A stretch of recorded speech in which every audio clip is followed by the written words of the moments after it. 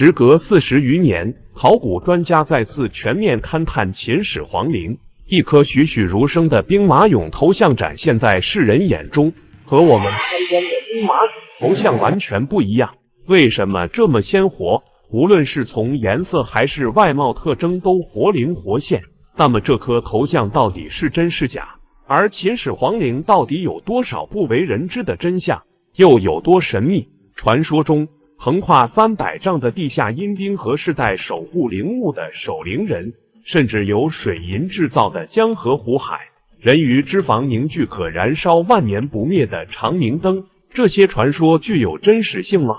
而在司馬遷的檔案裡，也有這樣的記載：秦始皇為了死後可以巡視他的帝國，特意制造出地下水銀湖泊，就是為了自己可以躺在棺材裡，順着水銀的流動巡視帝國。為了證實司馬遷的記載，國家啟動了一項特殊計劃。那麼今天我們就一起來看看項目的真實結果。點個關注，點個讚。我們接着往下看，倒立金字塔形的地宮，夜明珠點綴的穹庐頂，上百噸水銀模擬的江河，永不熄滅的人魚燈。無論是史記還是民間的傳說，秦始皇陵的各種故事被流傳了很多年，哪怕到今時今日，相關的神秘面紗還是籠罩在驪山上。隨着龐大的地下兵馬俑軍陣的發掘，秦始皇陵的一角暴露在世人的眼前。在一次農民打井取土的過程中，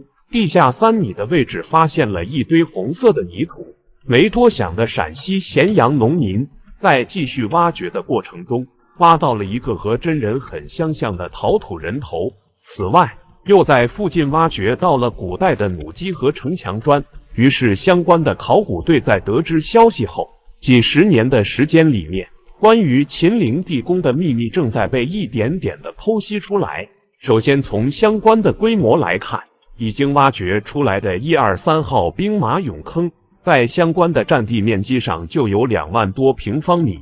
此外，在這些隨葬坑裡面，發現陶俑陶馬8000多件，青銅兵器10多萬件，而這只是秦始皇陵裡面其中的一個陪葬坑。這個發現在世界的歷史上也是比較震撼的。儘管相關的秦始皇陵的發掘工作一直在進行，但是這只是秦始皇陵規模裡面很小的一部分。特別是在國家的相關規定中，對於皇陵的挖掘工作一直是比較謹慎的。不過，在兵馬俑挖掘的40多年以後，通過相關的高科技透視辦法以及傳統的考古辦法的結合，相關考古專家又對秦始皇陵進行了一次比較系統全面性勘察。在這次的勘察裡面，5個足以震驚世界的驚奇且驚喜的發現逐漸地展示在世人的眼前。首先，第一大的驚奇發現就是有關於秦始皇陵的超大規模。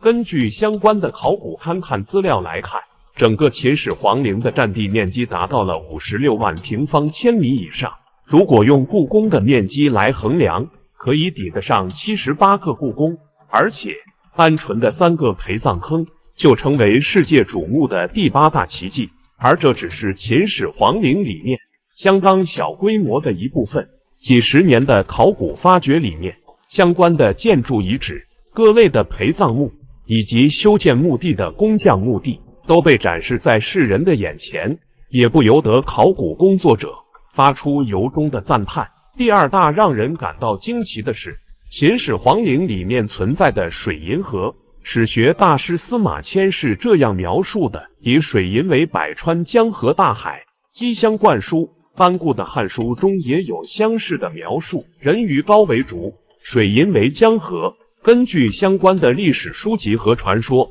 秦始皇陵裡面的水銀河流可以像地面上的河流一樣進行流動。但是相關的墓地裡面有沒有水银，千百年來也是一個極大爭議的問題。根據相關的勘探，考古專家們在土層的採樣裡面發現，越靠近地宮的土壤，汞含量是越高的。此外，還有一個面積大1萬平方米以上的汞集中區。根據目前掌握的數據來看，可計算得出，地宮裡面至少含有100噸水银。這樣的發現能讓所有人都大吃一驚，因為古代汞的提取並不簡单，相關的技術一般掌握在炼丹的方式以及皇家內部，而普通人是接觸不到相關技術。此外，在80年代，中國的一年水银產量也才300多噸，秦始皇陵如此的水银儲備量，如何制作也是一個巨大的問題。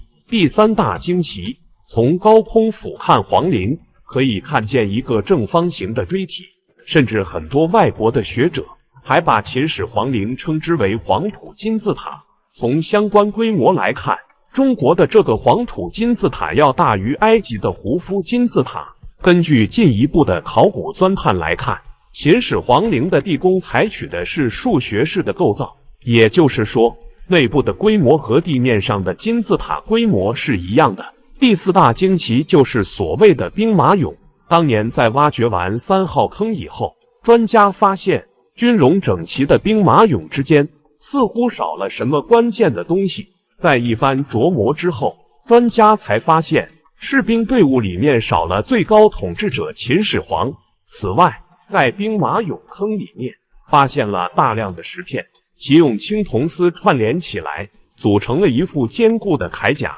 那麼關於這些石頭制作的鎧甲作用，相關推測認為，秦始皇在世的時候就遭遇到不少的行刺，於是在去世之後，秦始皇用這種石質鎧甲大量裝備自己地下的士兵。此外，根據傳說來看，據說在驪山和秦始皇陵之間存在一條地下通道，在下雨天的時候會存在所謂的陰兵借道，但是目前還沒發現這條坑道。最後一個驚奇點就是大名鼎鼎的人魚蠟燭。傳說裡面，秦始皇用人魚油脂做了蠟燭，可以保證久久不熄。而相關的後世學者在翻看了大量的資料以後，認為秦始皇的人魚蠟燭可能和鯨魚的脂肪有很大的關係，但是根據現在的考古發掘來看，基本不存在所謂的長明燈。不過經過勘察，秦始皇的陵墓裡面的確存在可以發亮的物體，至於是人魚蠟燭還是夜明珠，或者是別的東西，那就真的不得而知。對於當下的文物保護手段和歷史教訓，貿然打開秦始皇陵，只會對文物造成極大的破壞。相關的問題以及答案，可能真的只能是留待歷史來說明和解決了。